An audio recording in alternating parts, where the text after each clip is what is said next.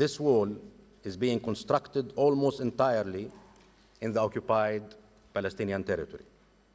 This wall is not about security. It's about entrenching the occupation and the de facto annexation of large areas of Palestinian land.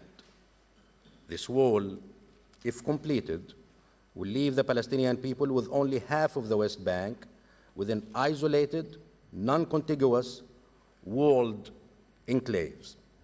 It will render the two-state solution to the Israeli-Palestinian conflict practically impossible. Thank you, Mr. Al-Kidwa.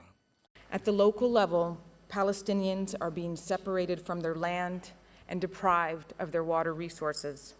It is more than obvious that when you deprive an entire people of their rights, expropriate their land and property, and wall them into enclaves and ghettos, you are not solving the security problem, but creating an untenable situation that will combust.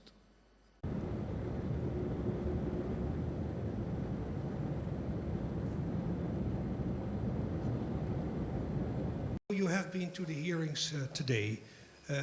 Could you give us any more of your observations of today, except for the thing you already gave?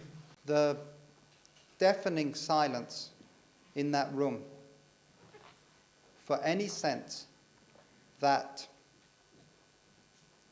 every human being has an equal right to life, and that in trying to defend that, we have to find an appropriate balance between the rights of Palestinians to live their life unimpeded and the rights of Israelis to go to shopping malls, to get on buses without fear and without their parents being in fear, was tragically totally absent from that courtroom. And only when we have a partner in peace that feels some of that pain, in exactly the same way as we have to feel the pain of Palestinians who have their lives obstructed and interrupted by some of our security measures, only then will we stand any chance of not just getting back to the negotiating table, but building any sort of peace between our peoples. Today, what is your reaction to that? And to the stance of the mayor? We think that the odds in this particular proceeding are so politically stacked, we don't want to give this proceeding a legitimacy that it doesn't deserve.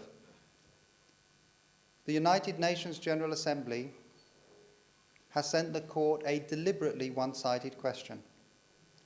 A question that puts the victims of terror, the people fighting terrorism, on trial, but ignores the terrorists. In that situation, with the best will in the world, there is no way that this court, or any court, could arrive at a satisfactory solution. And that's why we are so gratified that so many states, and so many states that we would choose to identify with, have urged the court not to become involved in this hearing and have stayed away today. Were one-sided, and given the articular nature of your presentation,